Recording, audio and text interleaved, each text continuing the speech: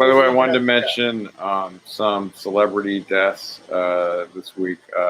Rest in peace to Gavin MacLeod, who played Captain Stubing on The Love Boat.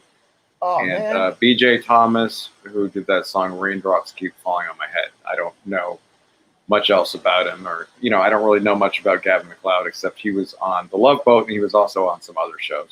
Yeah, he was on he was the tank driver in Kelly's Heroes. I think he was on the Mary Tyler Moore Show, wasn't he? He was, and he was also like you're always making with the negative ways, Moriarty. He was sort of like the downer, he was always the guy that was pessimistic with the is it Kiefer Sutherland or Donald Sutherland? I'm sorry, Donald Sutherland. Yeah, in the movie Kelly's Heroes, it's like I don't think I saw that. Yeah, how can you not see Kelly's Heroes? I don't know. That's one of the great Telly Savalas in it. It's when they go behind German lines to rob a bank. It's Don Rickles. I've seen Hogan's Heroes.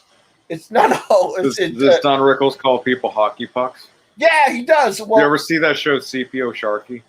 I did actually. I did see it. Ridiculous, like the 70s, and then he's just like yelling at guys in the Navy and using a bunch of racial stereotypes. Holy fucking shit!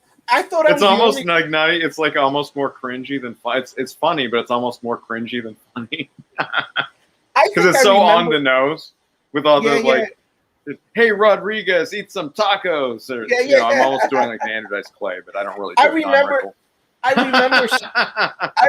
that show when it was weird because it looked like it was it looked like it was just a platform for Don Rickles to yell at people and use racial stereotypes. The rest in peace to him too. He was a good one. Yeah, he was funny. Holy shit! You took me back there with C.P.O. Sharkey. That was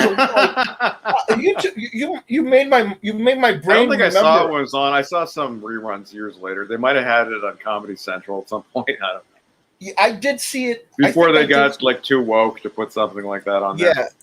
Yeah. Because it was kind of like it had like an Archie Bunker angle, but it was like even more on the nose, where it's just like doing the ethnic stereotype jokes unapologetically. Yeah, it was funny.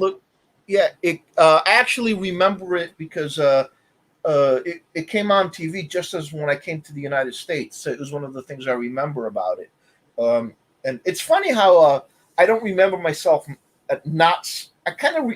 it's funny how kids pick up language quick, because I kind of remember I couldn't speak English, and then one day I can speak English. You started calling people hockey pucks. I almost did, but I actually remember that show, C.P.O. Sharkey.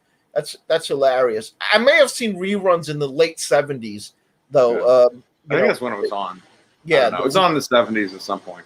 You want to talk a little bit more about Love Boat? That was a pretty good show. It had those guest apperances. I think it had Sonny and Cher, people like that. Well, the thing I people who would be on Scooby Doo. Well, the thing I mentioned about Love Boat is there was maybe that's a good thing where this has changed, but we have become more puritanical in these last years, thanks to the left, not the right, the left wing, rather than how we used to be in the 70s. I don't know if you know Heavy Metal Magazine. Yeah, I've heard of it. There was a tweet. Heavy Metal did an issue where their traditional I forget her name, but she kind of looks like She-Ra, like a Red Sonja. I forgot to mention. So sometimes I miss some of the celebrity deaths. I guess Tawny Katane died maybe a couple weeks ago. What? And she was like I guess she's known for she was in some like music video. Holy shit! Anyway, she was an actress. Oh no, Tawny! I was hot for her. I'm kind of sad to hear that. She was really hot too. That's age is a bitch, man. I'll tell you. Time I think she was like middle aged. I don't think she was like really old. I don't know. Yeah, I did not hear about that one. So thanks for letting me know about that. I feel sad about that. That's one of the things about not being on Twitter. A lot of the stuff that I used to be like on pop culture that I would be notified about, I would learn from Twitter. But now since I'm not on, it just sort of because if you're not on Twitter, you can't like tailor your trends, so you kind of miss out on shit. You see what's trending like globally, but not in America. So I know what's trending like in Korea or some shit like that, because that's what they put on the Twitter feed where you're not signed in. But if you're signed in, you can sort of tailor it to your city or your state or whatever. But man, I feel sorry for that, for hearing that. But the Love Boat.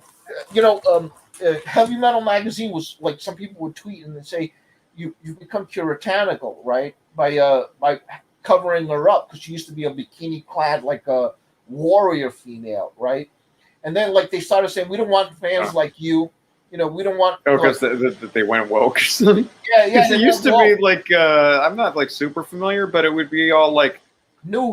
Like Frank Frazetta was an artist who did like a lot of covers for like Conan the Barbarian and other like fancy stuff, and it's it's like muscly guys with swords and like women and like G-strings and monsters and stuff like that. It's like it's a little bit lowbrow, but that's kind of like what I think of like heavy metal as being like the magazine. Yeah, very much so, and that's why I get to my point. I was mentioning the Love Boat. In the 1970s, it was part of liberal culture, free sex. You can have sex outside of marriage. You don't need to get married. So the Love Boat was really like this. Well, it was like in between. Like there would be like a little bit of like sort of prudishness or conservatism, but then they'd be like, it would be like some divorcee would be like, now I want to meet chicks or something, but I'm kind of shy and whatever. It'd be like Dick Van Patten or somebody like that. Right. You know what I mean?